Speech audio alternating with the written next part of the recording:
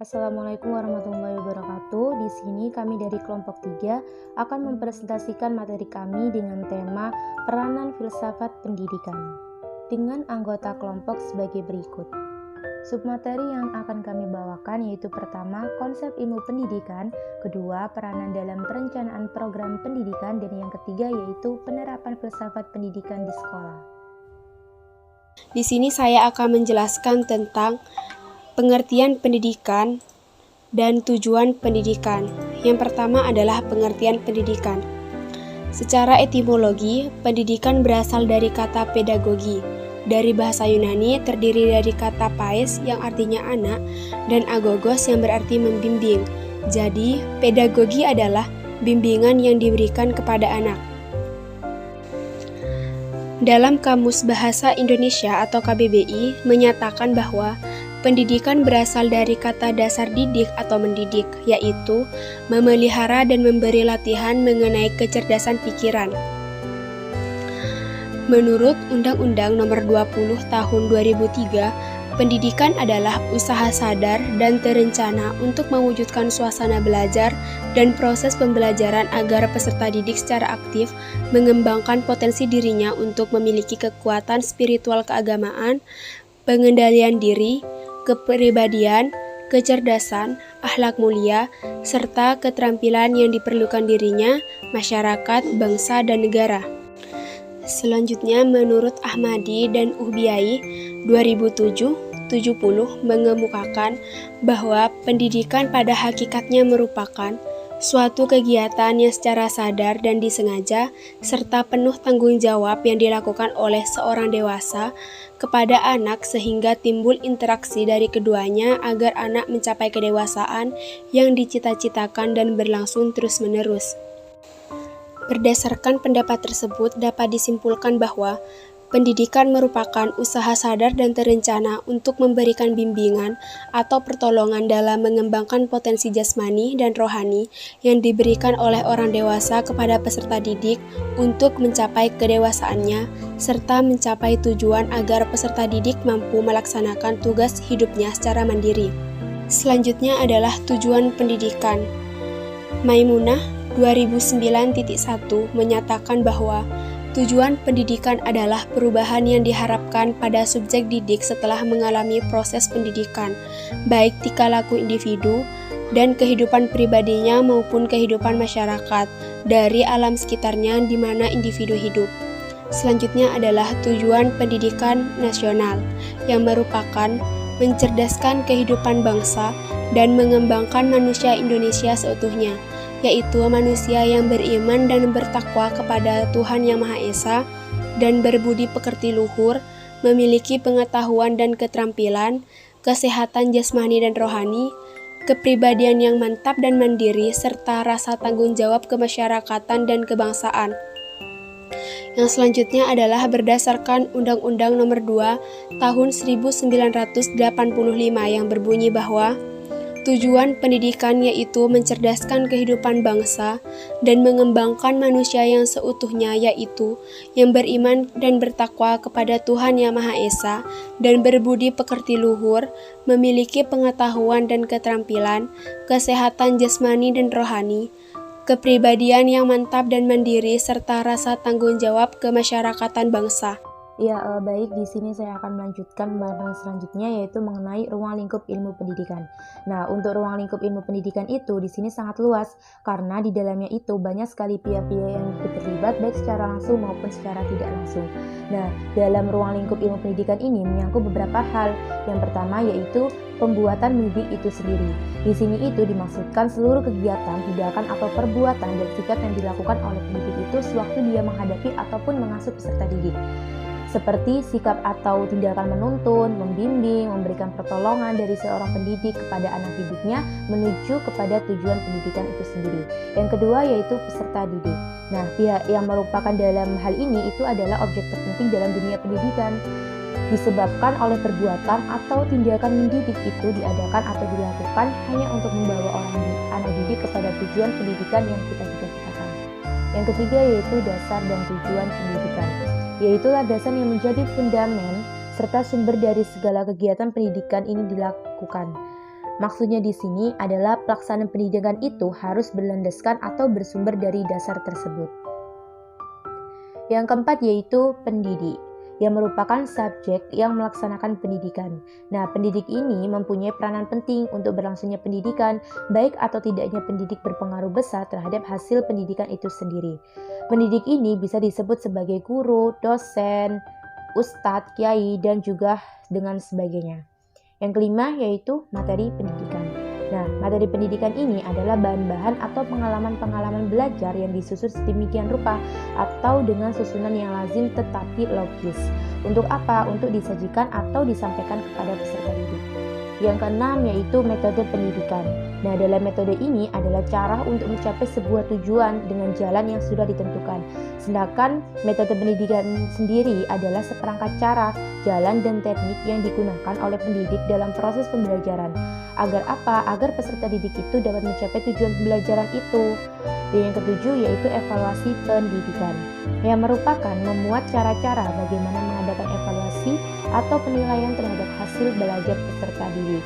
Tujuannya yaitu tidak dapat dicapai sekaligus, melainkan melalui proses ataupun tahapan tertentu. Apabila tujuan pada tahap atau fase ini telah tercapai, maka pelaksana pendidikan dapat dilanjutkan pada tahap berikutnya dan juga tahap berakhir dengan terbentuknya kepribadian peserta didik itu. Dan yang kedelapan atau yang terakhir yaitu alat-alat pendidikan. Nah, untuk alat pendidikan ini adalah hal yang tidak saja membuat kondisi-kondisi yang memungkinkan terlaksananya peserta pendidik, tetapi alat pendidikan itu telah mewujudkan diri sebagai perbuatan atau situasi dengan perbuatan dan situasi mana dicita-citakan dengan tegas untuk mencapai tujuan pendidikan itu sendiri. Di sini saya akan memaparkan materi tentang peranan dalam perencanaan program pendidikan.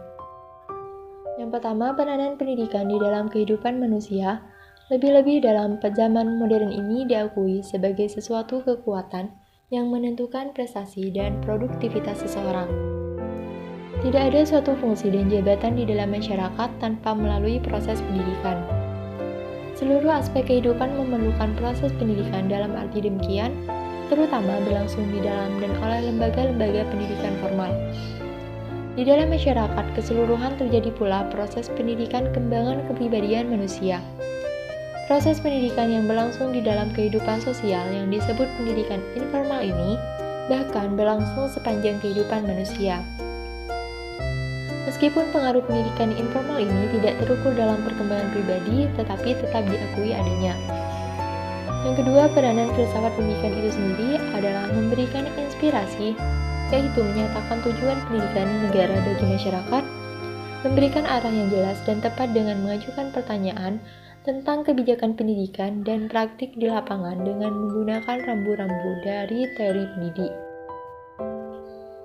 Seorang guru perlu menguasai konsep-konsep yang akan dikaji serta pedagogi atau ilmu dan seni mengajar materi subjek terkait agar tidak terjadi salah konsep atau miskonsepsi pada diri peserta didik.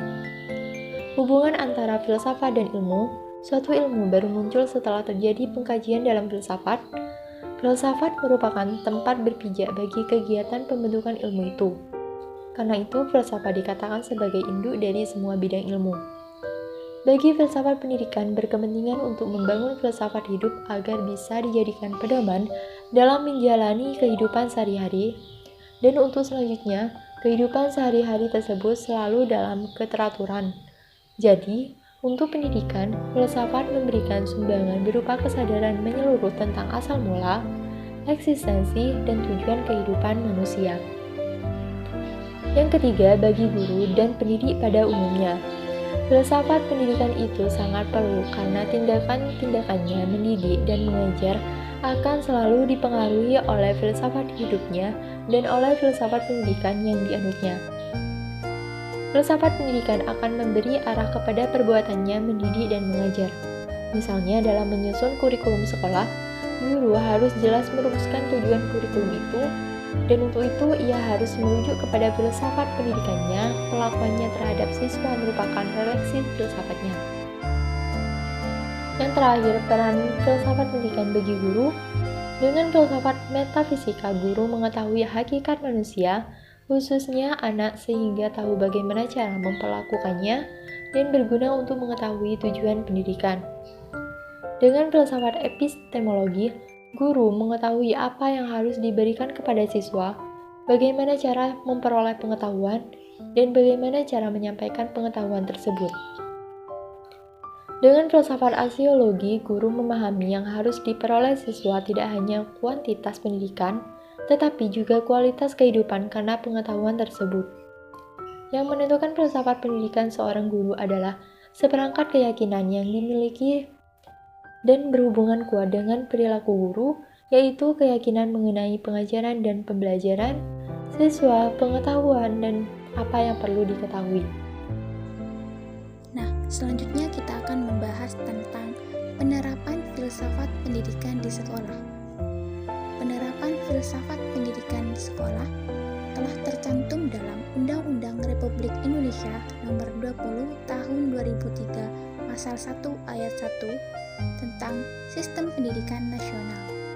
Yang dimaksud dengan pendidikan adalah usaha sadar dan terencana untuk mewujudkan suasana belajar dan proses pembelajaran agar peserta didik secara aktif dapat mengembangkan potensi dirinya untuk memiliki kekuatan spiritual keagamaan, pengendalian diri, kepribadian, kecerdasan, akhlak mulia, serta keterampilan yang diperlukan di dirinya, masyarakat, bangsa, dan negara.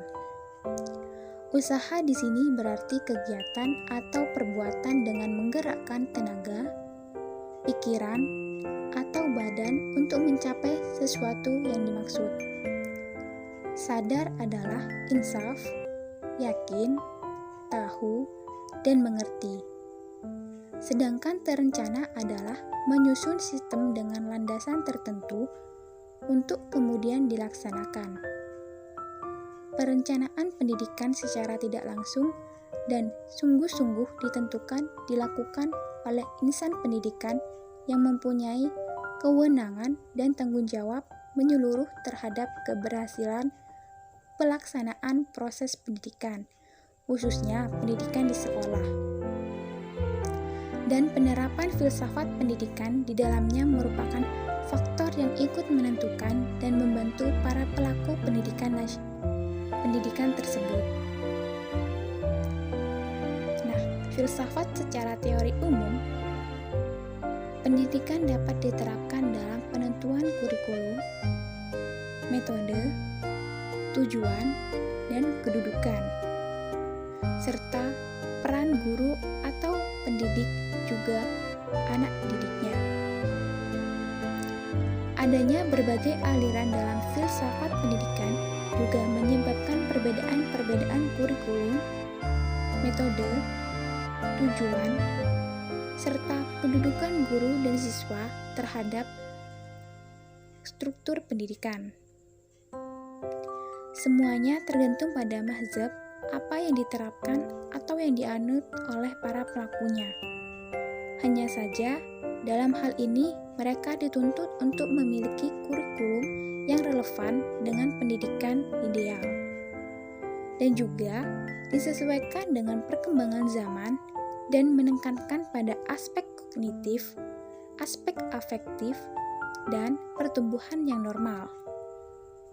Metode pendidikan juga harus mengandung nilai-nilai intrinsik dan ekstrinsik yang sejalan dengan mata pelajaran dan secara fungsional dapat direalisasikan dalam kehidupan. Nah, selain itu, tujuan pendidikan tidak hanya terpaku pada salah satu pihak semata, melainkan untuk seluruh pihak yang terlibat dalam pendidikan.